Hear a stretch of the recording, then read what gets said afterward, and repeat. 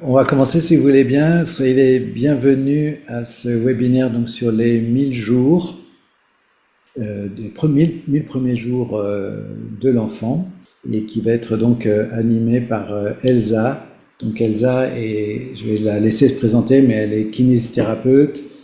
Elle s'est formée depuis de longues années à beaucoup de choses, mais plus particulièrement en micronutrition. Et elle est spécialisée également sur la nutrition des enfants. Elle a elle-même évidemment des enfants et elle anime une formation à Kinéformation en effet sur la nutrition des enfants. Je te laisse te présenter Elsa, peut-être avant de commencer la présentation théorique. Ouais, merci Thierry. Bonsoir à tous, merci d'être si nombreux et d'être intéressés par le sujet, de me faire confiance pour vous parler de ce sujet. En effet, j'ai deux enfants qui risquent, même si c'est formellement interdit, de surgir dans la caméra ce soir, et voilà, mais normalement non. Donc je suis kiné depuis presque 20 ans. J'ai fréquenté beaucoup kiné formation dans le cadre de plein de formations et donc on se connaît avec Thierry depuis longtemps. Il y a 7 8 ans maintenant, j'ai été faire le DU de micronutrition de Strasbourg, dans le cadre duquel il nous était demandé de fournir un mémoire en fin d'année. Et pour ce mémoire, j'avais décidé de travailler, de faire de la recherche sur la nutrition des enfants, en tout cas sous l'angle de la micronutrition. C'est un petit peu particulier parce que la micronutrition, c'est parler des micronutriments. Donc ça a l'air un peu peut-être sorcier comme ça, mais ce que vous connaissez tous, les vitamines, les minéraux, les oméga 3, et comment on les intègre dans des conseils nutritionnels à destination des parents pour les enfants, pour les petits-enfants, parce que c'est particulier et que finalement on trouve assez peu de choses. En tout cas, à l'époque, on trouvait assez peu de choses. Donc j'ai fait beaucoup de recherches et c'est un sujet qui m'a passionnée pour, évidemment, pour moi, pour mes enfants et parce que j'avais envie de comprendre des choses, et puis dans ma pratique de consultation et de formation maintenant. Dans l'environnement de kinéformation, je suis pas toute seule et je pense que si je me suis orientée vers ce sujet pour mon sujet de mémoire, c'est aussi parce que en tant que kiné, j'avais aussi suivi des formations dans tout ce qui est le cadre de la périnatalité et finalement ça m'a permis aussi de faire des liens entre tout ce que j'ai appris et toutes les recherches que j'ai faites par rapport à la micronutrition, mais aussi par rapport à tout ce que j'avais appris et compris de l'accompagnement des familles avec des jeunes enfants en tant que kiné. Donc c'est pour ça qu'on a choisi de vous parler de ce sujet ce soir, de faire un peu le lien entre tout ça et avec ce prisme particulier qui est cette fameuse période des 1000 jours, dont je vais vous parler un petit peu. Je ne sais pas si vous en avez tous entendu parler, si c'est tout clair pour vous tous de quoi il s'agit. Donc voilà, je vais essayer de décortiquer un peu tout ça et bien sûr avec une orientation un petit peu plus nutritionnelle, micronutritionnelle, parce que c'est vraiment mon expertise et ma pratique de tous les jours. Et puis, j'espère pouvoir répondre à vos questions sur ce que je n'aurais pas pu développer pendant la petite présentation. Ok, on peut y aller. J'y vais, je partage. Allez, Alors, j'espère que ça va marcher. Je suis pas très compétente, par contre, en termes d'informatique. Pardonnez-moi d'avance. Hop, ça a l'air de marcher. c'est parfait. Ça va? Ok. Bon, ben voilà, j'aurais pu ouvrir ça pour faire mon introduction, mais passons. Est-ce que j'arrive à avancer? Voilà. Donc cette période des 1000 premiers jours, c'est un sujet qui a été finalement même très officiel, hein. Vous avez vu, je vous ai mis une image qui est officielle du gouvernement. Et il y a une commission de recherche qui est sortie, enfin dont le rapport est sorti en 2020, vous pouvez le retrouver sur Internet facilement, qui était présidée par Boris Cyrulnik avec pas mal de professionnels pour vraiment définir cette période et essayer de trouver des orientations qu'on pouvait donner aux professionnels de santé, aux professionnels de la petite enfance, pour donner enfin, accompagner au mieux les familles par rapport à cette période particulière. Donc, cette période des 1000 jours, on l'a définie comme surtout une période de vulnérabilité ou, je préfère dire, une fenêtre d'opportunité pour mettre en place un certain nombre de systèmes qui sont, qui sont particuliers en train de se définir à cette période-là et qui vont avoir une incidence sur toute la vie future de la personne, donc le bébé et puis le futur adulte. Ce rapport de commission, si vous avez envie de le lire, vous verrez qu'il est quand même très axé sur le développement neuropsychologique et tout ce qui est les liens d'attachement qui se construisent beaucoup dans la petite enfance. Donc c'est très intéressant, mais finalement, moi, j'étais un peu déçue finalement quand il est sorti parce que j'attendais vraiment ce rapport. C'était à l'époque où je travaillais dessus et j'ai trouvé qu'il n'y avait pas grand-chose sur tout ce qui était psychomotricité et nutrition. C'était un peu décevant pour moi parce que c'est ce qui me passionne, mais ça n'empêche que c'est quand même intéressant de noter que c'est un véritable sujet officiel et pour lequel il y a des recommandations et de la recherche et des publications. Donc moi, j'ai plus envie de vous parler de ce qui, pour moi, est un peu moins présent dans ce rapport, mais qui est ce que vous faites tous les jours, en fait, la santé physique de vos patients et l'alimentation. Certainement que parmi vous, il y a déjà des gens qui donnent des conseils. Et en tout cas, moi, c'est vraiment mon quotidien. Donc, quand on parle des 1000 jours, en fait, on parle de la période de la grossesse et jusqu'aux 2 ans de l'enfant. C'est ça qui est défini dans ce que vous allez trouver aujourd'hui dans les publications les plus fréquentes. Moi, je dis toujours que c'est surtout un peu commercial comme titre, parce que ça tombe bien. Je vous ai mis là les 4 périodes avec le nombre de jours. Donc, si on compte grossesse plus les 2 ans de l'enfant, effectivement, ça tombe à peu près juste. On tomberait sur 1000 jours, et puis ça fait un compte rond, et c'est attractif comme ça quand on veut en parler de ce sujet. En réalité, par rapport au processus dont on parle là, euh, il paraît très logique d'intégrer aussi la préconception, puisqu'on sait que les deux gamètes qui vont former tout l'ADN du bébé à venir se forment dans le corps de la mère et du père à peu près pendant 90 jours. C'est pas tout à fait exact entre la spermatogénèse et la gamétogénèse féminine, c'est pas exactement le même chiffre, mais on aime bien arrondir à peu près à 3 mois. Ce qui veut dire que tous les conseils qu'on pourrait donner, toutes les interventions physiologiques, d'optimisation de la santé qu'on pourrait donner, c'est encore mieux si on peut les donner 3 mois avant la conception. Donc, à ces 1000 jours, on peut décider arbitrairement d'ajouter 90 jours pré-conception. Et puis, dans les processus engagés, vous verrez qu'il y a aussi certains processus dont aujourd'hui on sait qu'il y a quand même des modulations jusqu'à plus tard, au moins jusqu'à l'âge de 5 ans. Donc en vérité, si on additionne tout, on va plutôt s'approcher des 2000 jours. Mais bon, on n'est pas vraiment en train de compter, hein.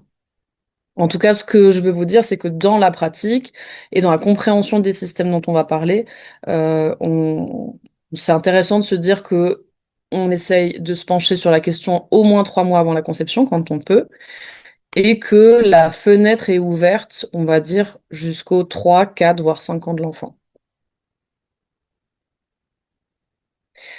Donc justement, les systèmes qui sont impliqués, qui moi m'intéressent et ceux sur lesquels j'ai étudié et que je travaille dessus au quotidien, il y a les questions de la mise en place du système digestif, de la compétence digestive, la question de la compétence immunitaire, qui est une question très importante chez les enfants et dont on sait qu'elle va vraiment se répercuter sur la santé de l'adulte aussi derrière.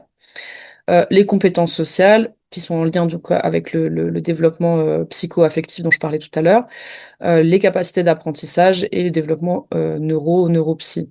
C'est moins ma spécialité, mais je pense que c'est assez évident pour nous tous ici que dans tous ces domaines-là, il y a vraiment des processus qui sont fondamentaux dans les premières années de la vie, que ce soit par rapport aux échanges avec les autres êtres humains de notre tribu, mais que ça soit aussi par rapport à des processus physiques, chimiques, biochimiques, voilà, physiologiques. Et en fait, ce qui va un peu regrouper tout ça, ce qui est le point commun avec tout ça, enfin, un gros point commun dont tout le monde a entendu parler, mais peut-être que vous n'avez pas tous fait le lien avec tous ces systèmes, c'est le microbiote intestinal. Aujourd'hui, on a des faisceaux de preuves et des études observationnelles, des études interventionnelles sur la qualité du microbiote intestinal. Moi, je préfère parler d'écosystème digestif parce que c'est pas seulement le microbiote et de tous ces systèmes. Donc, microbiote et digestion, microbiote immunité, microbiote et neuro, apprentissage, échanges sociaux Tout ça, c'est documenté. Et d'ailleurs, je vous ai mis juste une capture d'écran sans rentrer dans le détail. Ceux qui sont des rats de bibliothèque, je vous invite à aller voir, c'est fascinant. Si on cherche, je ne sais pas si vous voyez ma flèche, si on cherche dans PubMed juste microbiote et immunité, avec des filtres récents, de toute façon, vous voyez la progressivité des études, c'est vraiment des études récentes, c'est absolument exponentiel tout ce qui est publié. Et donc, sur les 5 dernières années, on a 23 538 résultats. Donc, je ne vous cache pas que je n'ai pas lu les 23 538 études, mais en tout cas, ça veut dire que c'est un sujet d'intérêt sur lequel on a des choses à dire. Donc, microbiote intestinal et immunité. Et en dessous, je vous ai mis une référence. Alors, on vous les redonnera, les références des études dont on va parler, hein. On va les mettre par écrit, ne vous embêtez pas. Sur aussi tout ce qu'on appelle aujourd'hui l'axe intestin-cerveau, qui est un grand sujet d'étude aussi absolument gigantesque et en toile d'araignée, parce que on peut faire des liens entre plein de systèmes. Mais donc une étude sur les désordres neurodéveloppementaux, les troubles neurodéveloppementaux et l'axe intestin-cerveau qu'ils appellent même ici, dans certaines études, enfin, dans certaines publications, on appelle ça l'axe microbiote intestin-cerveau. Donc il y a vraiment des liens très étroits entre la composition du microbiote intestinal. Encore une fois, tout à l'heure, je disais, je préfère parler d'écosystème digestif parce que le microbiote, c'est les espèces de bactéries qui composent la flore intestinale. Bon, avant, on disait tout simplement la flore intestinale. C'est pas le seul élément qui est important dans la santé intestinale et tous ces liens qu'on peut faire avec le reste de la santé. L'écosystème digestif, ce sont ces espèces bactériennes et autres qui peuplent le tube digestif, mais aussi la muqueuse, la qualité des muqueuses et tous les échanges biochimiques qui se passent dans les muqueuses digestives, mais aussi le système immunitaire local, parce qu'il y a 80% des cellules de l'immunité qui sont dans l'intestin, et les neurones, le système neurologique, le fameux deuxième cerveau, et tous les échanges neurologiques propres à l'intestin. Donc tout ça, c'est très important chez tout le monde, chez tous les êtres humains, même adultes. Mais ce qu'il faut comprendre, c'est que dans les premières années de la vie, enfin dans la période périnatale, c'est vraiment une installation de ces systèmes-là qui va déterminer tout ce qui va se passer après, chez l'enfant qui grandit et chez l'adulte. Donc ça veut dire que ce que on peut éventuellement mettre en place dans cette période de vulnérabilité, c'est de la prévention pour l'enfant en question pour ses premières années de vie, mais aussi pour l'adulte en devenir. Alors, pour remettre un peu ça dans un contexte concret de votre vie de tous les jours, j'imagine que si vous êtes là ce soir, c'est aussi que vous vous sentez peut-être concerné personnellement, que vous êtes peut-être parent ou que vous prévoyez de l'être, mais vous êtes aussi des professionnels de santé qui voient des familles et des enfants régulièrement. Donc, tout ce que je vous dis là, peut-être que ça vous parle déjà, mais finalement, si vous ne faites pas le lien encore vraiment avec la réalité de votre pratique en cabinet, c'est quand même des choses qu'on voit tous, tout le temps. Les troubles digestifs fonctionnels chez l'enfant. Donc, on n'est pas médecin, hein, on n'est pas là pour faire des diagnostics ou pour parler de médication. Mais les petits troubles fonctionnels digestifs des enfants, ils sont fréquents, les reflux, les coliques, tous les troubles immunitaires aussi plus ou moins fonctionnels, mais il y a des choses pour lesquelles finalement il n'y a pas forcément de prise en charge et c'est considéré comme l'évolution normale, mais des enfants allergiques, aujourd'hui c'est un enfant sur trois qui est allergique et les prédictions, enfin c'est pas un bon terme, mais les projections scientifiques sont qu'il y aura un enfant sur deux à l'aube 2030, me semble-t-il. Donc c'est vraiment une prévalence qui est très importante. Les manifestations atopiques, l'asthme, tout ça, c'est aussi des désordres immunitaires. Les vulnérabilités immunitaires aussi, donc les enfants qui sont malades, infectés, virus, etc. Donc tout ça, ça veut dire que ce sont des pathologies ou des troubles fonctionnels auxquels on est confronté quotidiennement en tant que parent et en tant que professionnel de santé, et qui peuvent trouver leur source ou éventuellement des solutions dans cette question de mettre en place les bons systèmes, favoriser un bon écosystème digestif et favoriser des bons réflexes de santé pour l'organisme lui-même. Je vous ai mentionné aussi les troubles neurodéveloppementaux, dont on entend de plus en plus parler chez l'enfant et aussi chez l'adulte. Quelque chose que j'ai observé personnellement, c'est que de plus en plus des gens enfin, des parents qui viennent en consultation chez moi en micronutrition, me racontent que ils sont dépistés. Donc les abréviations, pardon, hein, c'est peut-être pas clair. J'ai écrit TND, ça veut dire troubles neurodéveloppementaux, TSA, troubles du spectre autistique, et TDAH, vous connaissez, troubles du déficit de l'attention avec ou sans hyperactivité. On a aujourd'hui beaucoup d'adultes qui sont dépistés à l'âge adulte suite à des prises en charge de leurs enfants dans des centres de dépistage neuropsy pour lesquels il y a énormément d'attentes. Donc c'est un peu le parcours du combattant d'être dépisté. Mais finalement, il y a beaucoup d'adultes qui sont dépistés tard parce qu'avant, c'était moins, on en parlait moins, tout simplement. Donc, c'est encore une fois faire le lien avec tout ce qu'on peut faire pendant que la fenêtre d'opportunité est ouverte. C'est la capitalisation pour la santé de l'adulte en devenir. Ce que je dis, je sais qu'on peut aussi l'entendre d'une autre manière, et je suis la première à le reconnaître parce que c'est ce qui m'est arrivé quand j'ai appris tout ça. Ça peut être aussi très culpabilisant quand on n'a pas fait certaines choses quand on était soi-même enfant ou avec ses propres enfants. Le but, c'est pas de culpabiliser, et vous, en tant que professionnel, quand vous allez vous adresser à vos patients, à des parents qui vous posent des questions, il faut aussi faire un petit peu attention. Et c'est pour ça que je préfère vraiment parler de fenêtre d'opportunité, c'est-à-dire que tout ce qu'on peut faire de bien, c'est bien si on le fait, et si on coche pas toutes les cases, ce n'est pas grave. On peut toujours mettre en place des choses, c'est jamais perdu, mais quand on arrive à le faire dans cette fenêtre-là, on est vraiment beaucoup plus efficace et plus durable. Donc, je sais pas si tout le monde ce soir est kiné, j'imagine que oui, majorité en tout cas. Donc, quels sont vos rôles dans cette fenêtre des 1000 jours et dans tout ce qui peut se passer autour? Moi, j'estime qu'on est des professionnels de santé qui avons une place particulière dans le sens où souvent, je ne sais pas s'il y a d'autres professionnels de santé qui ont la même position que nous dans les familles, c'est-à-dire que souvent, on soigne la maman, le papa, la cousine, la grand-mère. On a un métier qui nous permet d'avoir une patientèle qui est très variée. Et l'autre particularité, c'est que on va voir les gens plusieurs fois par semaine souvent et sur une durée relativement longue pendant laquelle on a le temps de discuter.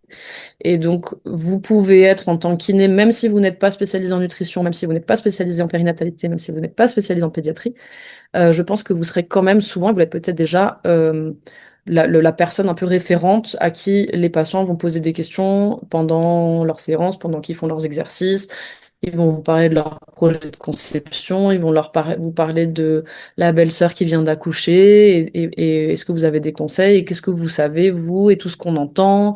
Et c'est vrai que quand il s'agit des enfants, c'est aussi une cible marketing, hein, les parents, parce qu'on est un peu sensible, un peu vulnérable quand on vient d'avoir un enfant, et on a envie de tout bien faire, et donc bah, on entend un peu tout et son contraire, les publicités, les trucs à la mode à la télé. Donc notre rôle, c'est vraiment un rôle avant tout informatif, même si vous n'avez pas l'impression d'être spécialisé et que vous n'avez pas la sensation de prendre en charge cette question-là, vous avez quand même un rôle informatif sur la réalité de la science, sur l'alimentation et sur la prévention santé. Je vous ai mis quelques petites infos que vous pourrez partager. Et, j'espère qu'on pourra échanger après, que vous me disiez des choses que vous rencontrez en cabinet. Et puis, il y a deux grands sujets qui, moi, je trouve qui sont fondamentaux et dont on n'entend pas assez parler, et on est vraiment légitime d'en parler. C'est la question des perturbateurs endocriniens, donc qui sont des polluants particuliers qui visent, comme leur nom l'indique, les systèmes hormonaux. Et donc, la période des 1000 jours, la période de vulnérabilité de la petite enfance, la grossesse, enfin, les périodes de vulnérabilité, en fait, hormonale, sont vraiment particulièrement à risque sur ces polluants-là, dont il faut dire deux choses importantes. Leur dangerosité n'est pas corrélée à la concentration, c'est-à-dire qu'aujourd'hui, la législation, elle se fait par rapport à des seuils. Je parle par exemple des produits qu'on trouve dans l'eau du robinet, des microplastiques, des métaux lourds qu'on trouve dans le poisson, dans les saumons, dans le thon, etc. C'est des choses dont vous avez tous entendu parler, je pense. Donc il y a des législations qui sont en fait sur les quantités, des seuils. Or, la dangerosité de ces molécules-là, la particularité, c'est qu'elle n'est pas proportionnelle à la quantité. Ce sont des courbes en cloche, donc en fait, on n'a aucune idée de ce qu'on fait quand on met des seuils légaux. Bon, il faut bien faire quelque chose, mais c'est pas très efficace. Et la deuxième particularité, c'est qu'il y a des effets cocktails sur les perturbateurs endocriniens qui sont pas mesurables non plus. Et donc, je rajoute, même si j'ai déjà dit, la troisième particularité, c'est que ça cible les récepteurs hormonaux et que dans ces périodes, dans cette période-là, on est particulièrement vulnérable. Donc, c'est vraiment des choses sur lesquelles vous pouvez communiquer en tant que professionnel de santé. C'est vraiment de la santé publique. Et puis dans cette période de 1000 jours, et même si on pousse un petit peu dans l'enfance, je trouve qu'on a aussi un rôle à jouer sur la prévention autour de diminuer l'exposition aux écrans des enfants. Moi, quand j'étais un peu plus kiné, parce que je suis plus beaucoup kiné, mais quand j'étais un peu plus kiné et en ville et que j'avais un peu plus de famille avec des enfants, j'avais souvent des gens qui venaient avec les enfants pendant la séance de kiné et qui laissaient les enfants patienter devant un petit dessin animé, devant une tablette, etc., avec le téléphone en main, à des âges euh, totalement inappropriés. Et c'est pas un jugement, c'est vraiment des recommandations médicales et scientifiques. Et je pense que c'est important aussi de pouvoir faire de la prévention de manière bienveillante, mais parce qu'on est bien placé pour le faire. Donc j'ai trouvé, il y a plein de choses, si vous allez voir sur Internet, il y a plein d'illustrations comme ça qu'on peut mettre dans les salles d'attente de cabinet. Moi, j'ai trouvé celui-là qui avait été fait, je ne sais plus par qui, par une association, voilà. Euh, Quand moi, mes enfants, je permets de dire un petit mot sur mon expérience de maman. Mes enfants, ils ont bientôt 9 et 12 ans. Et quand ils étaient petits, on disait pas d'écran du tout avant 3 ans. Et tout le monde me traitait de folle parce que je voulais respecter ça, en me disant que c'était pas possible. Bon, ça a été possible. Et aujourd'hui, quand j'ai recherché ces images, je suis retombée un peu sur des articles récents. Et depuis peu, hein, ça a évolué et ce serait plus d'écran du tout avant 6 ans. Donc, s'il y a 10 ans, la plupart de mon entourage me disait que c'était impossible de tenir 3 ans, je peux imaginer aujourd'hui la difficulté que ce serait dans la réalité de respecter cette recommandation de pas exposer les enfants aux écrans avant 6 ans. Mais il y a quand même une réalité. Aujourd'hui, on a un peu de recul sur l'observation de ce qui se passe dans le cerveau des enfants et c'est un petit peu affolant. J'ai eu la chance d'assister à une conférence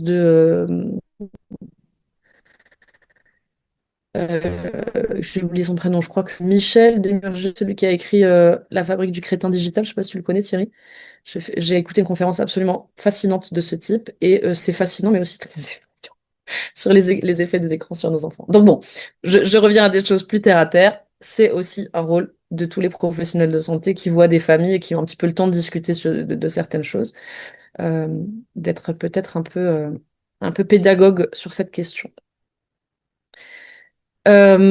Sur les questions un petit peu plus de qu'est-ce qu'on pourrait proposer en séance, de qu'est-ce qu'on peut accompagner et comment dire, voilà, proposer vraiment des choses à l'intérieur d'une consultation en tant que professionnel de santé et de kiné. Il y a plein de choses qu'on peut aussi mettre en place autour de cette période de périnatalité qui sont, à mon sens, complètement notre place en tant que kiné, même quand on est, entre guillemets, kiné généraliste. Donc accompagner et soutenir. Moi, j'ai vraiment un grand... ça me tient beaucoup à cœur la question de l'allaitement maternel, parce que justement, j'ai eu la chance de beaucoup étudier cette question et que toutes les découvertes que j'ai faites, elles étaient encore plus loin que ce que j'avais comme a priori positif. Donc, il y a vraiment plein de choses à dire de positif sur l'allaitement maternel. Et en tant que kiné, professionnel de santé, accompagnant des familles, ça peut être aussi vraiment votre place d'être dans l'échange autour de ça et de soutenir, parce qu'il peut y avoir aussi des difficultés, et tous les professionnels de santé ne sont pas bien formés autour de ça.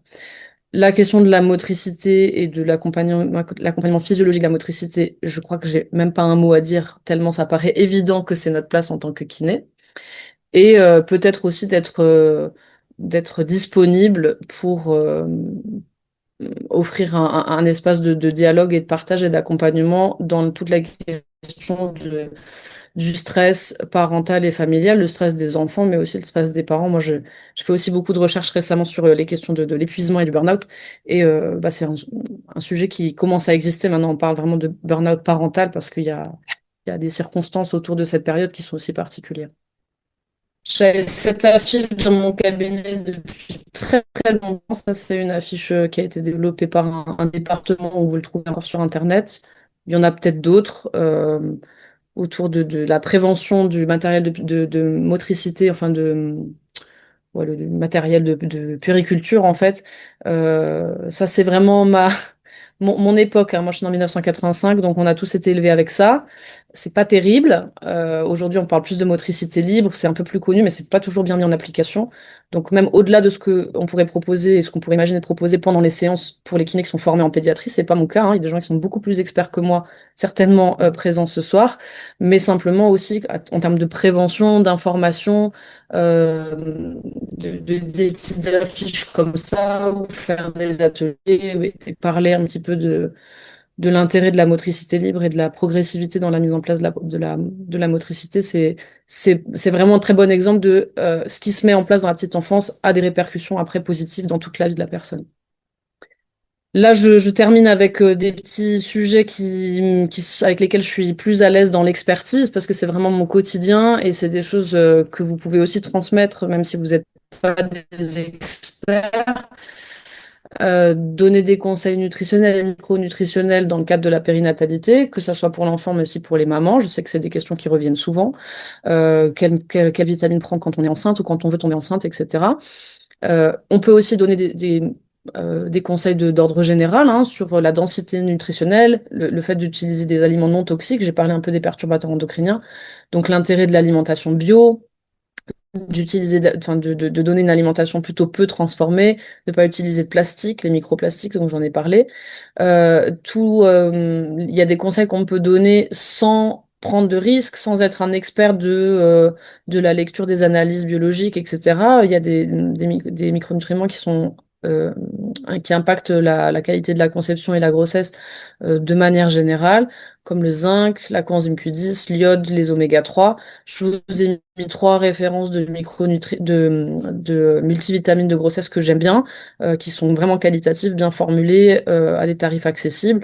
Peut-être qu'on peut en reparler pendant les questions si, il y a besoin.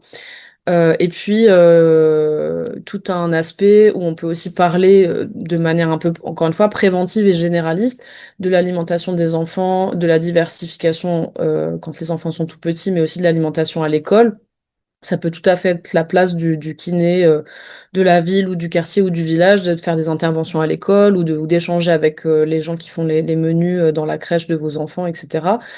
Trouver des stratégies pour manger moins sucré, connaître les dosages de protéines et comment on fait les calculs de protéines pour les enfants, orienter l'alimentation vers les bonnes graisses chez les enfants. On sous-estime énormément les besoins en graisse.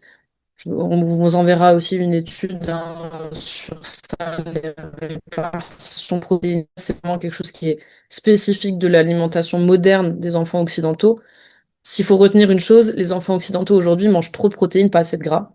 Et donc, en bougeant un petit peu ces curseurs-là, même si vous n'êtes pas un expert de la micronutrition, et même si on ne fait pas d'analyse de sang, on ne fait pas chez un enfant des analyses de sang toutes les 5 minutes comme on fait en micronut chez les adultes, on peut faire des choses déjà très très efficaces.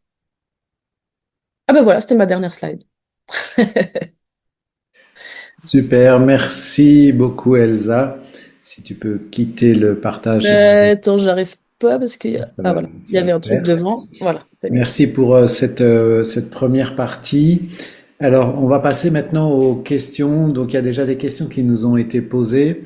Vous pouvez également mettre dans le chat si ça vous fait plaisir. Comme ça, moi, je les transmettrai à Elsa. Et on va aller un peu plus sur ta spécialité, c'est-à-dire la nutrition et la micronutrition. Et on va être assez concret parce que, par exemple, j'ai une première question très concrète. Ma médecin m'a dit qu'il fallait donner environ 500 ml de lait ou de produits laitiers par jour jusqu'aux 3 ans de l'enfant. Est-ce vraiment nécessaire de maintenir cette quantité jusqu'à cet âge? Alors, dans la question, je sais pas, j'imagine que c'est du lait, du lait de vache, pas du lait en poudre, du lait artificiel. La question de garder des laitages chez les enfants, jusqu'à 3 ans. Alors, peut-être que je comprends mal, mais en tout cas, la question de consommer des laitages chez les enfants qui sont diversifiés, moi, je suis pas forcément contre. Je suis pas de la religion absolument sans laitage, comme certains naturopathes, etc. Par contre, ce qui est certain, c'est que il y a énormément d'enfants. J'ai mentionné le nombre d'enfants allergiques. Il y a énormément d'enfants qui sont allergiques aux protéines de lait de vache. Et quand je dis allergique, c'est la vraie allergie, hein, diagnostiquée par un allergologue. Ça concerne énormément d'enfants. Et quand les enfants sont diagnostiqués donc APLV, on leur enlève tous les laitages. Et ça ne gêne personne, médicalement parlant. Donc aujourd'hui, ma position, ce serait de dire que c'est pas indispensable.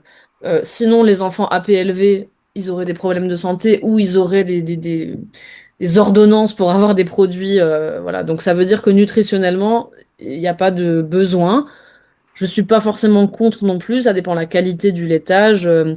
Pour moi, l'intérêt des laitages dans l'alimentation diversifiée, en fait, c'est surtout d'apporter des matières grasses, parce que comme j'ai dit, les enfants, ils ont besoin de manger beaucoup de gras. Donc la matière grasse dans un laitage, sa qualité dépend de la qualité du laitage et de la qualité de de la nourriture de l'animal.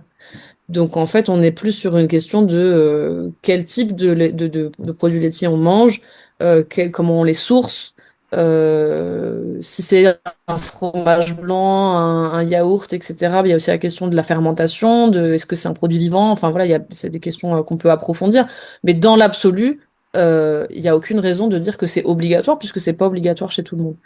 Après, il y a la question de, comme elle parle de 3 ans, on peut aussi entendre de maintenir le lait artificiel, le biberon avec le lait en poudre, jusqu'à 3 ans, parce que ça, c'est une recommandation très franco-française. Les autres pays ne disent pas ça. Euh, J'avais fait des recherches sur ça quand j'ai créé ma formation et quand j'ai fait des recherches pour le DU et quand j'ai créé ma formation. Et puis, je suis allée revoir récemment pour voir un peu si ça avait bougé. Et bah, je suis toujours d'accord avec moi-même, à savoir que un lait spécifique pour moi est vraiment nécessaire. Enfin, c'est pas moi qui l'invente, hein, mais quand je fais le bilan de tout ce que je lis, qui n'est pas que français, un lait spécifique, donc si possible le lait maternel de la maman de cet enfant, mais quand c'est pas possible ou pas souhaité, un lait artificiel jusqu'à 12 mois.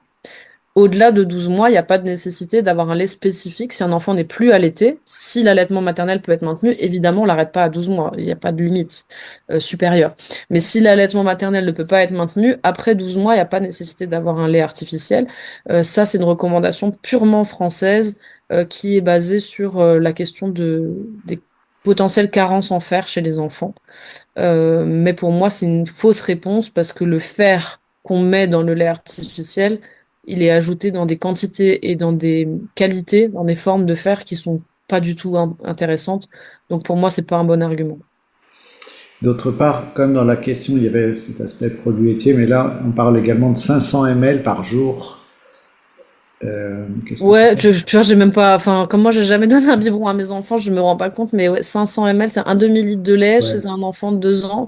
Alors, ouais, voilà, maintenant que tu dis ça, euh, une des, hum, euh, une des raisons pour lesquelles, par exemple, les recommandations canadiennes sont de ne pas continuer le lait artificiel après 1 an. Et d'ailleurs, dans ces recommandations canadiennes, ils disent aussi de ne pas maintenir l'objet, hein, biberon, au-delà de 9 mois. Entre autres parce que bah, une fois que l'enfant a des compétences motrices en fait pour boire avec autre chose qu'un biberon, et ben en fait il faut les utiliser ces compétences motrices parce que en fait tant qu'on maintient le biberon, ce qui est montré dans les études, c'est que tant qu'il y a un biberon, on va remplir l'estomac avec du lait parce que c'est quand même ce qu'il y a de plus simple d'un point de vue mastication et tout ça.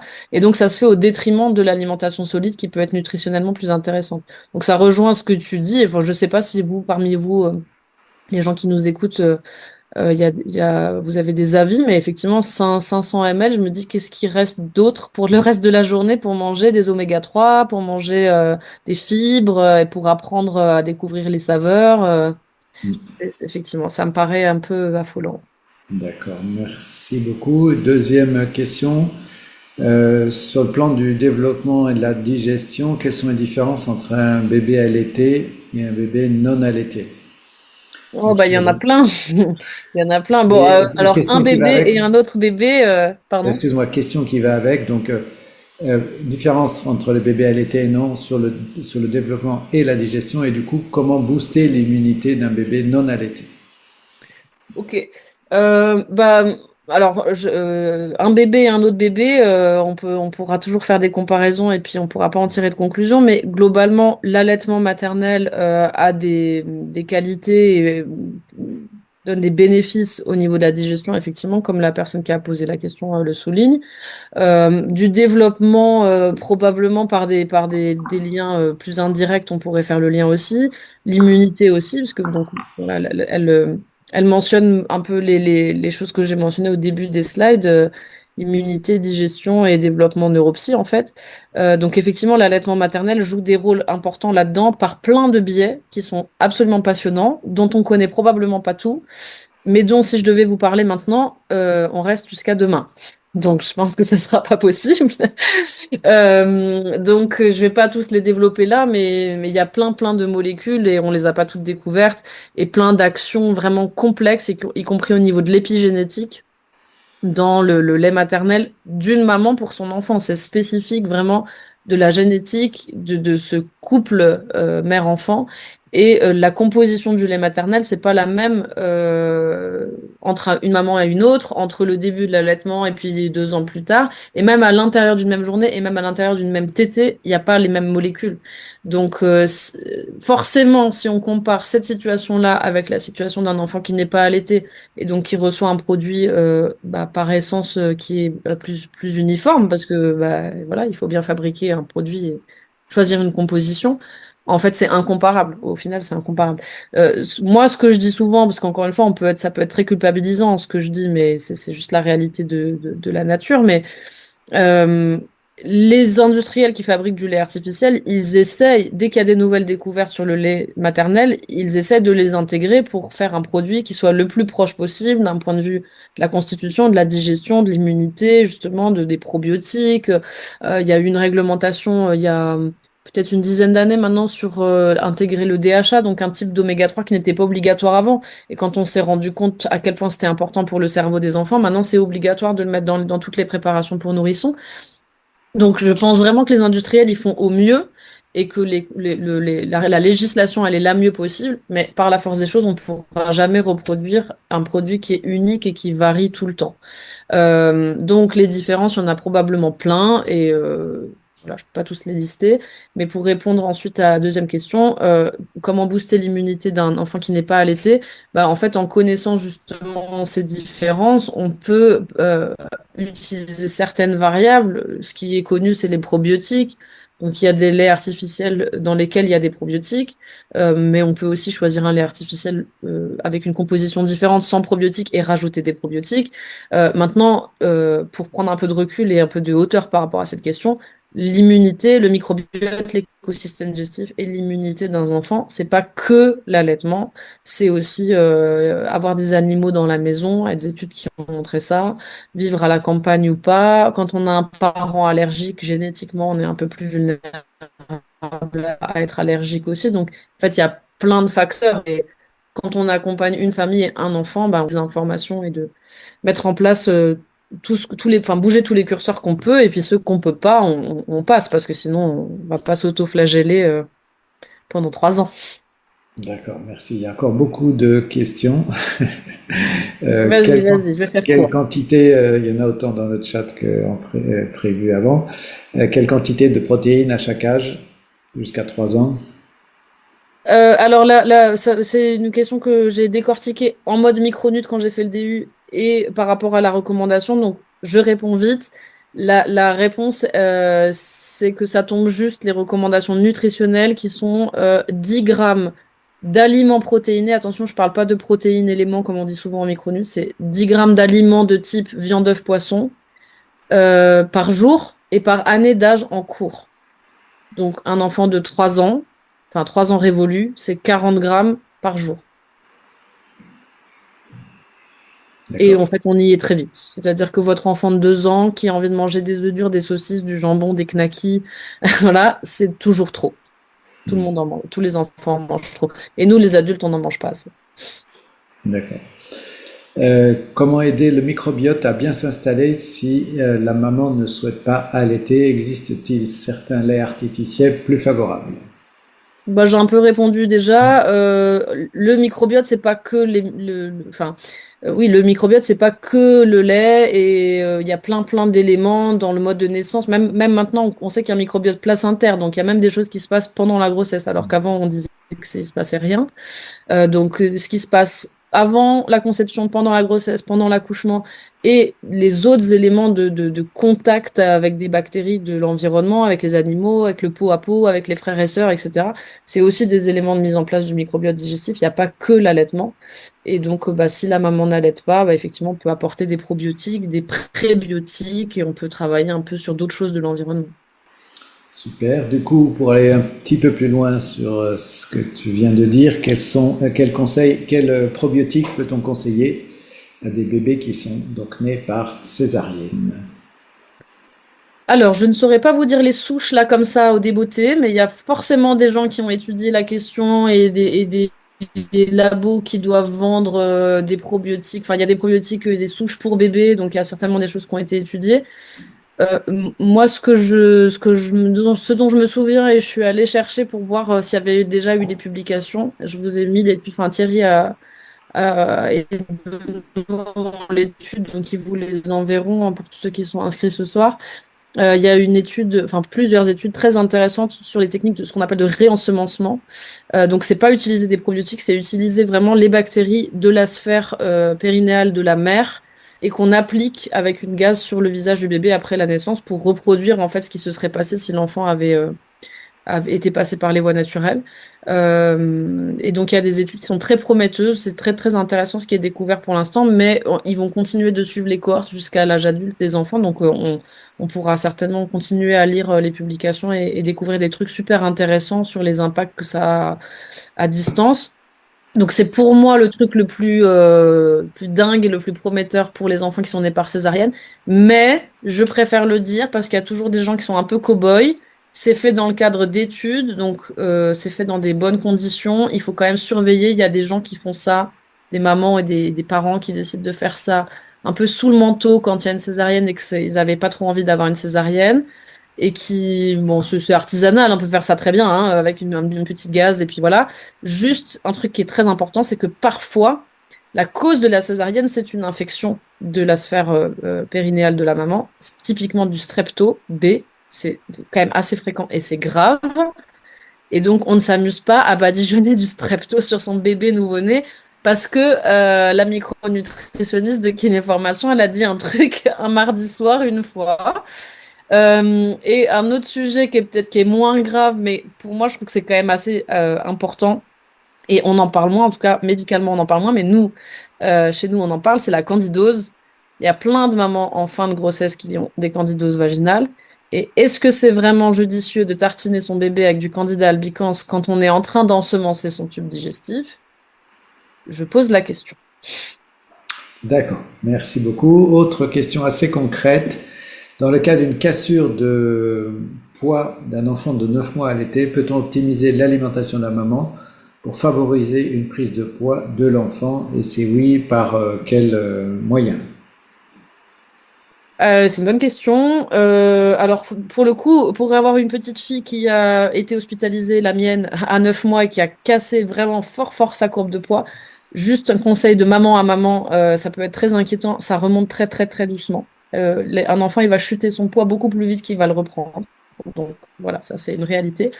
Après, oui, la composition du lait maternel, elle est optimisée en termes nutritionnels. Ça, c'est génétique, c'est-à-dire que le corps d'un mammifère sait combien il faut mettre de glucides, de lipides, etc. En revanche, la qualité, par exemple, si je prends les lipides, la qualité des lipides, elle va dépendre de ce qui est disponible dans le corps de la maman, puisqu'on parle d'acides gras essentiels, par exemple, comme les oméga 3. Donc, effectivement, si la maman n'en mange pas assez, on n'aura pas des oméga 3 dans le lait maternel. Donc ça, c'est plutôt sur le plan micronutritionnel et optimiser les fonctions. Mais sur le plan nutritionnel et calorique, j'aurais pas trop d'inquiétude. La nature sait faire. Le bébé, il va réclamer, je pense, et la maman, elle a pas forcément besoin de manger beaucoup plus calorique, puisque en fait, on fait aussi des stocks en fin de grossesse.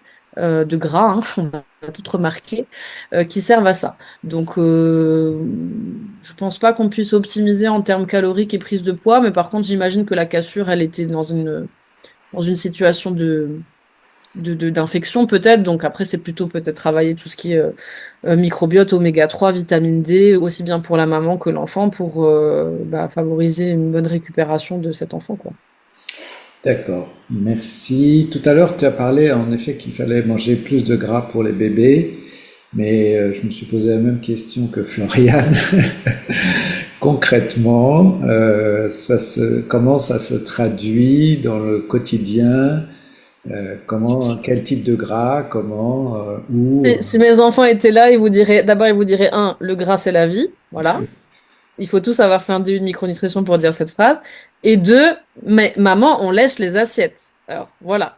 Mon modèle éducatif, c'est je ne mets pas dans le lave-vaisselle mon huile à 14 euros la bouteille, donc tu vas lécher ton assiette, mon chéri. Voilà. Donc, non, concrètement, dans la diversification, en fait, c'est surtout quand les enfants sont petits que c'est difficile parce qu'ils mangent pas des grandes quantités. Donc, en fait, il faut vraiment être attentif à se dire est-ce que j'ai du gras? Donc déjà c'est l'huile, hein. C'est avoir des huiles type voilà ce que je crois que tu les conseilles aussi en viscéral, Thierry, les Hmm. quintessences, Oui. quintuor, etc.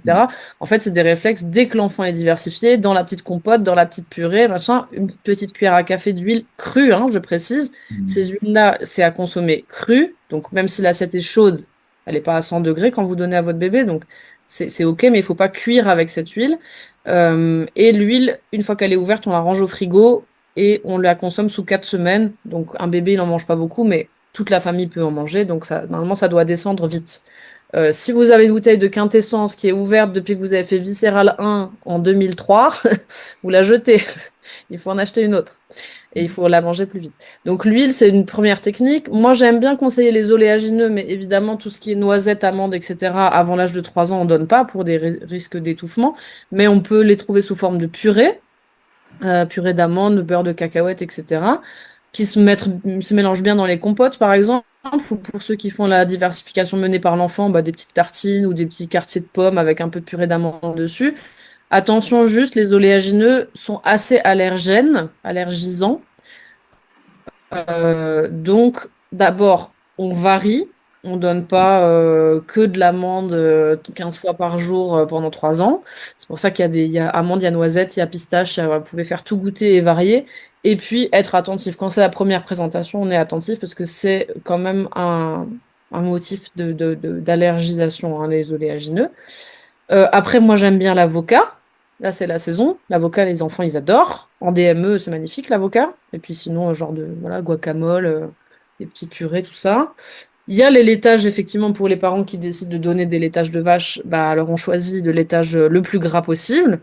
Dédicace à mes amis alsaciens, Bibeleskes, c'est 60% de matière grasse. Non, je sais pas combien c'est, mais c'est beaucoup. On n'achète surtout pas des produits allégés pour les enfants, surtout pas de yaourt 0%, surtout pas de skyr, là, hyper protéiné. Maintenant, c'est la mode pour tout le monde. Ça, c'est pas pour les enfants, hein. Les enfants, ils doivent manger des produits crémeux, gras. Euh, voilà. Après, il y a un petit peu les poissons gras qui apportent des oméga 3, mais là, ça va dans la catégorie viande, œuf, poisson, donc modérément en quantité. Euh, voilà. J'ai pas mal comme source de gras. D'accord. Oui, oui, très bien, merci beaucoup. Je reviens quand même sur une question. Après, on a encore deux questions très très concrètes et intéressantes, mais je reviens sur une question précédente qui finalement n'a peut-être pas été, la personne n'a peut-être pas eu la réponse qu'elle souhaitait, moi non plus d'ailleurs. C'est Ah, concernant les probiotiques hmm, en cas de césarienne. ouais. Tu as fait référence à une étude. Simplement, si je vais à la pharmacie et que je dis, tiens, peux me donner les probiotiques de l'étude, je ne sais pas bien ce qu'elle va me Ah donner. non, alors, non, non, parce que, en fait, pardon, je me suis peut-être mal exprimée. L'étude que j'ai référencée, que vous allez recevoir, c'est l'étude sur le réensemencement. D'accord. Donc, c'est pas l'utilisation de probiotiques, hein, Ok. c'est la méthode Ok. artisanale. Après, les probiotiques, en fait, moi, si quelqu'un pose la question en consultation, je vais pas forcément dire parce que votre bébé est né par césarienne, il faut lui donner des probiotiques. En fait, il est né par césarienne, donc il n'a pas été en contact avec la flore vaginale de la maman. Mais en fait, il a été en contact avec d'autres choses. Tout ce qu'il y avait dans la salle d'accouchement, le pot à pot, souvent c'est avec le papa quand il y a une césarienne, le temps que la maman se réveille. Donc les bactéries qui sont à la surface de la peau, des vêtements. Après, quand on va rentrer à la maison, le grand frère, le chat, machin.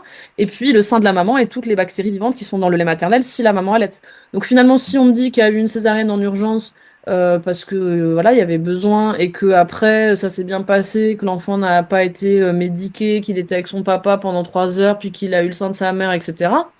Bah c'est tout en fait, le corps va s'adapter. Après, si vraiment on veut mettre des probiotiques, j'ai rien contre. À ce moment-là, on va à la pharmacie effectivement et on demande les probiotiques pour bébé D'accord. qui sont toutes les marques font, hein, donc Pilège, Nutergia, ce que vous trouvez en pharmacie, TerraScience, ils ont tous une gamme pour bébé euh, dans ces labos-là et ce qui est vendu en pharmacie, c'est hyper sécure et ils ont tous, absolument tous, financé des études sur euh, l'intérêt de telle souche par rapport, par exemple, à l'immunité, etc. Il y a eu un moment, ça j'avoue, je suis pas allée revoir, donc je ne sais pas ce qui est dit actuellement, mais il y a eu un moment où une marque qu'on trouvait en pharmacie avait financé une étude sur chez les bébés allaités. Et donc, ils avaient réussi à faire un super marketing en disant ça, c'est le probiotique des bébés allaités. Mais c'est juste que les autres, ils s'étaient pas intéressés à allaiter versus non allaiter. Et en fait, quand on regardait la compo, moi, j'étais un peu fâchée parce qu'il y avait vraiment pas assez de souches. C'était micro-probiotique. Donc, on sait que quand c'est pas assez chargé, ça sert à rien. Donc, voilà, il y a aussi du marketing là-dessous, hein. D'accord, super, merci. Alors là, une question très concrète, mais que beaucoup de parents rencontrent, je m'en souviens. Notre petite a 7 mois, et elle est allaitée exclusivement. Donc c'est un couple qui est présent. Et depuis ces 2 mois environ, elle a des croûtes de lait sur la tête. Et notre médecin hésite entre croûte de lait et psoriasis. Depuis qu'elle peut se gratter, elle s'écorche la nuit. D'où est-ce que ça peut venir et qu'est-ce que nous pouvons tester? Le médecin vient de nous prescrire du Sebodian. Alors, je connais pas ce produit.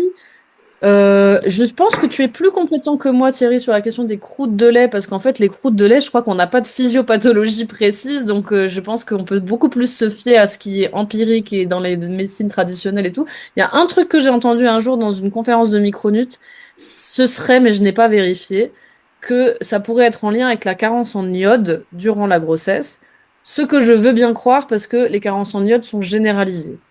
Après, je sais pas, est-ce qu'il y a un lien, enfin, toi, tu dirais quoi, par exemple, par rapport à l'énergétique, intestin, Alors, je ne j'imagine? parlerai pas d'énergétique sur ce sujet. Pour ma part, je considère plus que c'est une sorte de nettoyage cutané comme on Mhm. ferait, voilà, c'est périphérique.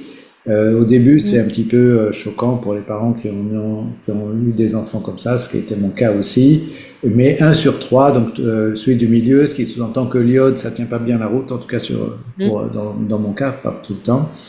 Et qu'en fait, euh, on a un peu le sentiment que l'enfant se nettoie, c'est une espèce de nettoyage. Et puis quand il a fini ce nettoyage, mais ça peut durer jusqu'à 9 mois facile ou plus, dans les bébés que j'ai pu voir, ben ça s'arrête et puis point. Alors je ferai juste attention, bon, les personnes qui posent la question, je les connais bien.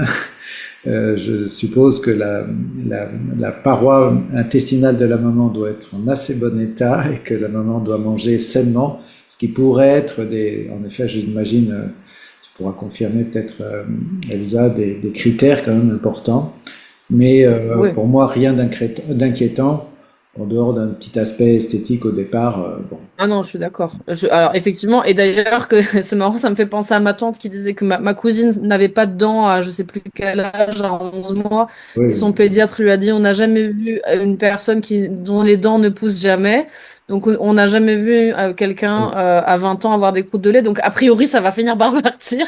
Mais pareil, effectivement, moi c'est ma deuxième qui a eu beaucoup de croûtes de lait et j'ai déclenché mon hypothyroïdie après ma deuxième grossesse. Donc le truc de l'iode tient la route. Mm. Ceci dit, une fois qu'on a dit ça, on n'a rien dit parce que une fois que la grossesse est terminée, c'est un peu, enfin, s'il y a une prochaine grossesse, c'est intéressant de se pencher sur la question de l'iode de la maman, mais c'est plus le moment pour ce bébé-là. Effectivement, moi, je l'interprète aussi un peu comme, enfin, tout ce qui est peau, comme, voilà, élimination, et je pense pas que ce soit forcément un problème. Par contre, les croûtes de lait, tous les enfants se grattent pas. Donc, effectivement, cet enfant-là, s'il y a vraiment des démangeaisons à se gratter au sang, peut-être que c'est pas tout à fait ça et qu'il y a plutôt un aspect un peu inflammatoire. Alors, ça devient des choses un peu techniques. Si vous voulez, les parents qui posent cette question, je vous invite à me contacter peut-être en privé pour que je vous donne un peu les pistes, parce que ça n'intéresse peut-être pas tout le monde que je rentre dans ce niveau de détail. Mais même chez les bébés qui sont allaités, on trouve parfois il y a quand même des couacs des fois, parce qu'il y a des polymorphismes génétiques chez certaines personnes qui peuvent faire que le lait, entre autres, alors il y a des gens qui sont des experts sûrement dans les gens qui nous écoutent. Il y a le polymorphisme du FUT2 par exemple qui fait que les mamans vont pas sécréter dans leur lait un certain prébiotique particulier qui joue un rôle très important dans l'installation de l'écosystème digestif.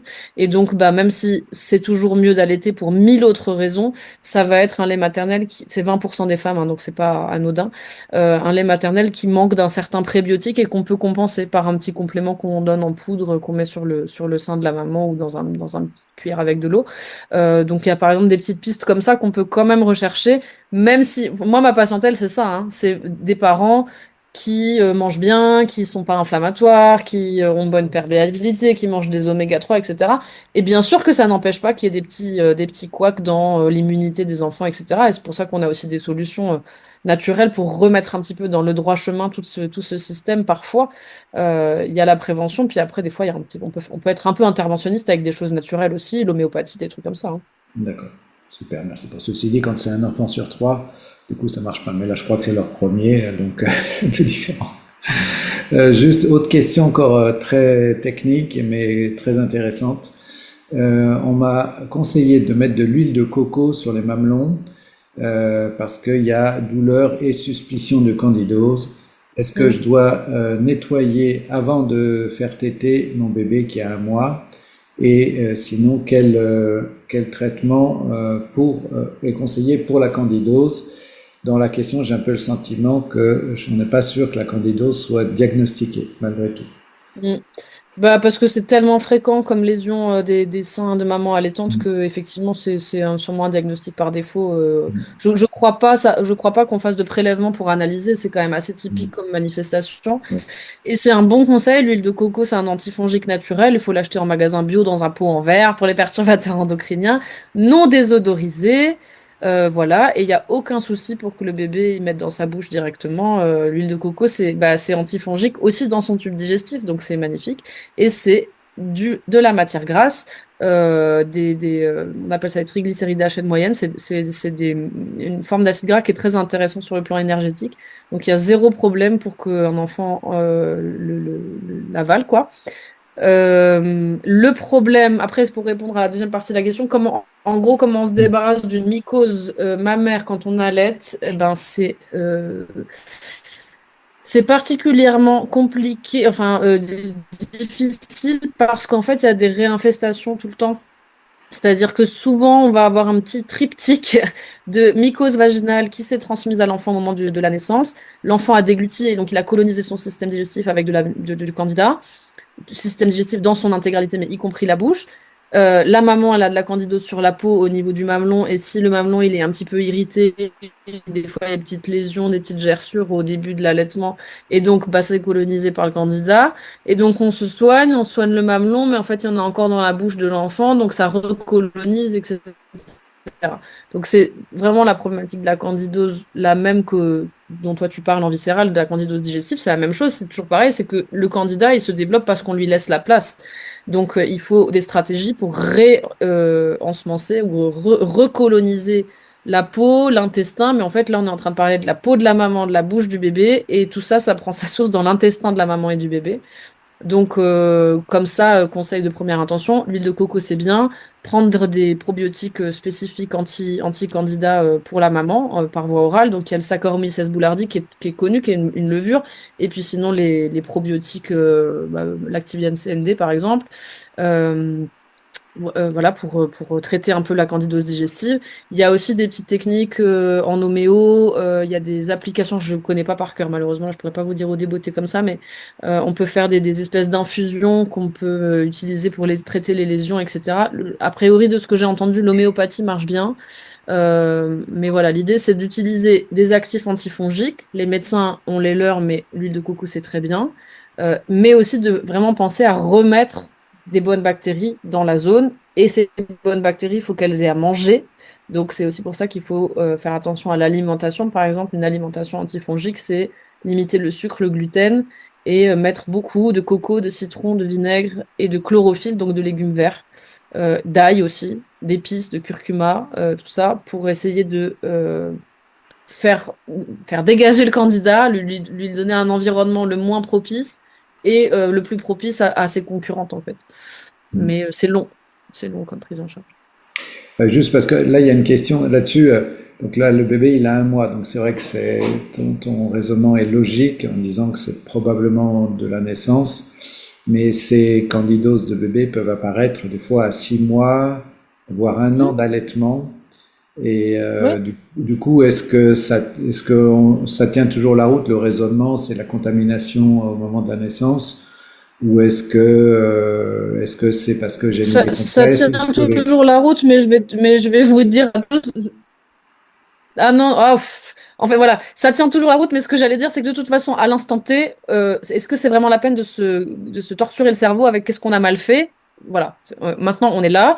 De toute façon, pour tout le monde, le candidat, c'est un hôte normal, hein. Tout le monde a du Hmm. candidat sur la peau, dans l'intestin, au niveau vaginal, on en a tous, comme le staphylocoque doré, on en a tous sur la peau, mais on n'est pas infecté. Donc le candidat, la particularité, c'est que c'est un champignon, ça veut dire que tout ce qui attaque les bactéries ne le touche pas, ça c'est quand même spécifique, et que c'est un colonisateur.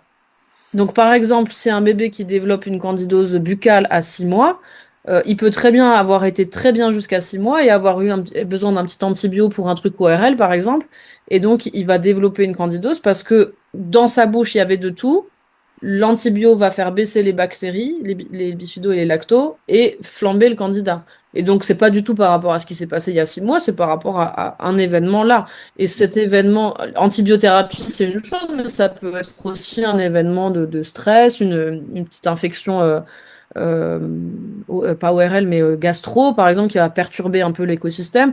Donc, c'est pour ça aussi que cette histoire de fenêtre, je reviens un peu sur le sujet global de la soirée, cette fenêtre d'opportunité, elle est fluide aussi à l'intérieur de la fenêtre. C'est-à-dire que c'est pas parce que avant la conception, j'ai tout bien fait, à la naissance, j'ai tout bien fait, à ces 1 mois, j'ai tout bien fait.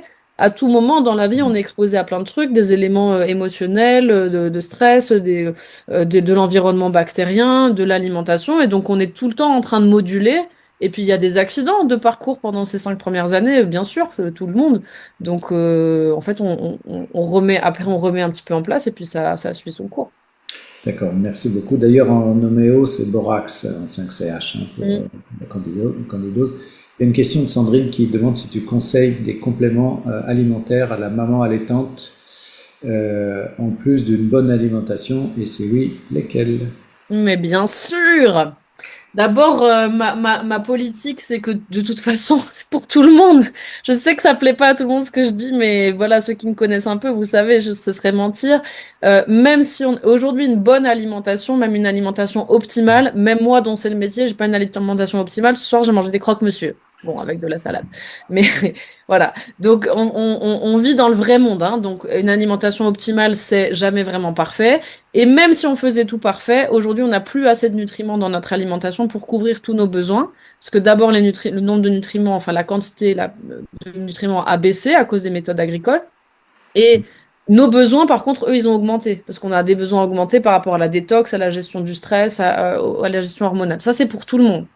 Donc déjà, tout le monde aurait besoin de compléments. Ne me demandez pas quoi, parce qu'on n'a pas tous besoin des mêmes. Mais voilà, dans l'absolu.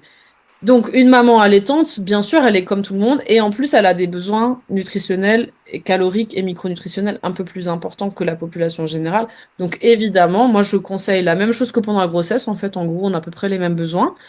Idéalement, je préfère que les dames, elles viennent me voir en consultation et qu'on puisse faire un bilan clinique d'abord, donc orienter un peu sur bah, est-ce qu'elle perd ses cheveux, est-ce qu'elle a la peau sèche, est-ce qu'elle a des troubles digestifs, etc. Fonctionnels, hein, bien sûr, de confort. Et ensuite faire des analyses biologiques. Et sur ces analyses biologiques, on va pouvoir cibler vraiment et dire, tiens, est-ce qu'elle a vraiment une énorme carence en B9, en fer, en iode? Ça, c'est l'idéal. Si on peut pas, et ce que vous verrez en consultation sera probablement pas aussi poussé, effectivement, bah, la plupart des labos proposent des multivitamines un peu de base, avec lesquelles on prend pas de risque, c'est-à-dire qu'il y a aucun micronutriment qui serait dangereux de mettre en excès au cas où la personne n'ait pas de carence. Ce qui veut dire aussi que s'il y a une carence profonde, il y a des chances que ça suffise pas. Mais au moins, c'est un peu quoi. C'est le standard, on va dire. Donc, c'est ce que j'ai mis dans la presse. Moi, je conseille vraiment celui avec lequel je travaille le plus. C'est pas pour faire de la pub, hein, je vais pas, je vais pas commissionner. C'est des produits de chez Terra Science parce que en termes de composition et de prix, ils sont imbattables. Alors que globalement, TerraScience n'est pas le plus connu pour être le moins cher sur le marché, mais pour ça, ils sont imbattables. Ils ont deux produits. Il y en a un qui s'appelle CCGA, ça veut dire conception, grossesse, allaitement. Euh, et la même chose qui s'appelle grossesse fer, c'est exactement le même produit, mais avec du fer, ce qui permet déjà de choisir avec ou sans fer, parce que ça, on le sait qu'il ne faut pas donner de fer à quelqu'un qui n'est pas carencé. Euh, voilà, il y a un standard, il est pas mal. Il y a un autre que j'ai mis dans la presse qui est équilibre natalité. C'est à peu près la même compo, mais sans sélénium. Il y a des femmes qui n'ont pas besoin de sélénium, qui n'ont pas de carence en sélénium. Donc ça m'arrive de switcher de l'un à l'autre. Et le troisième que j'ai mis, je crois que j'ai mis Olis. J'utilise un peu moins, mais je sais qu'il y a beaucoup de femmes qui m'en parlent, parce qu'elles font de la pub sur les réseaux sociaux et tout. Et j'ai regardé leur compo, elle est bien. Voilà, globalement, par contre, ce que vous achetez en pharmacie, comment ça s'appelle, quelqu'un va me dire peut-être Ginestrel, un truc comme ça, là, un truc qui finit en L. C'est nul. Ginefam, qui est pas mal dans la compo, c'est bourré d'adjuvants. La pharmacie, c'est quand même souvent pas idéal et c'est souvent plus cher en plus. D'accord, super, merci beaucoup Elsa.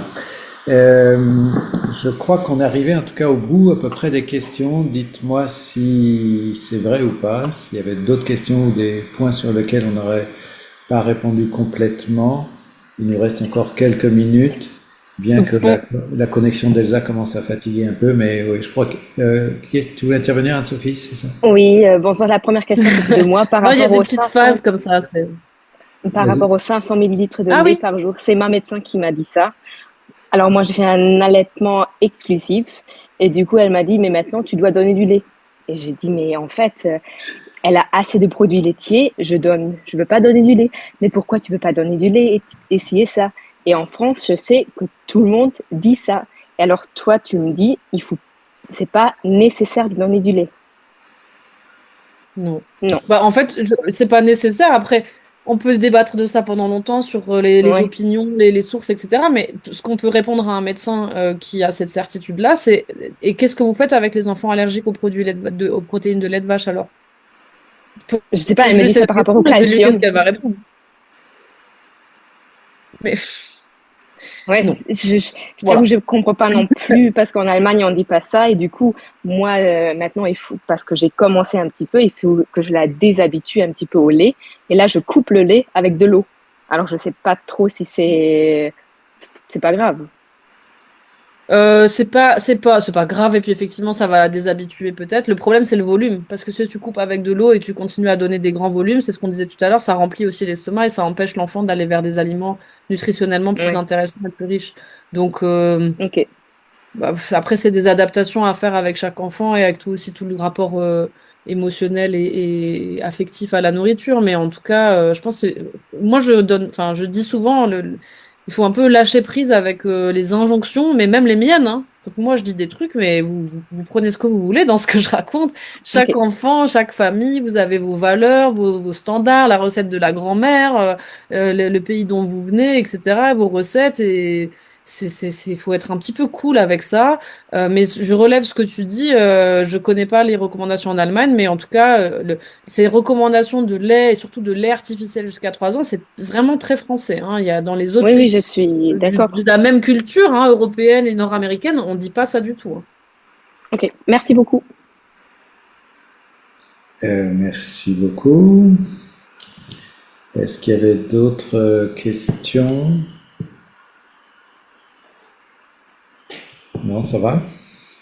Bon. Ils sont tous fatigués. Ils vont aller faire leur salade à l'huile quintessence. C'est ça, c'est ça, c'est ça. Bon, j'espère que on a pu apporter quelques réponses à vos questions, à vos questionnements, et que vous pourrez comme ça les utiliser judicieusement, soit pour vous, soit pour vos enfants, soit pour les enfants de votre cabinet ou de vos proches. C'est un sujet évidemment éternel et, comme on vient de le voir, assez discuté, discutable. mais qui méritent au moins d'être mis sur le tapis. Elsa se tient de toute façon à votre disposition pour pouvoir répondre ultérieurement à d'autres questions. On va vous envoyer en effet les références scientifiques dont Elsa vous a parlé. Pour les personnes, il y en a beaucoup ici qui sont dans le groupe viscéral. De toute façon, vous connaissez très bien Elsa parce que c'est une de nos meilleures contributrices sur les réponses aux questions avec une grande précision et une grande célérité par ailleurs. Donc, merci à toutes et à tous. Et s'il y avait d'autres questions, n'hésitez pas à passer par quelque intermédiaire que ce soit par Elsa ou par moi, je lui transmettrai. Merci à vous, passez une bonne soirée. Merci À bientôt. à vous tous pour votre attention et merci Thierry.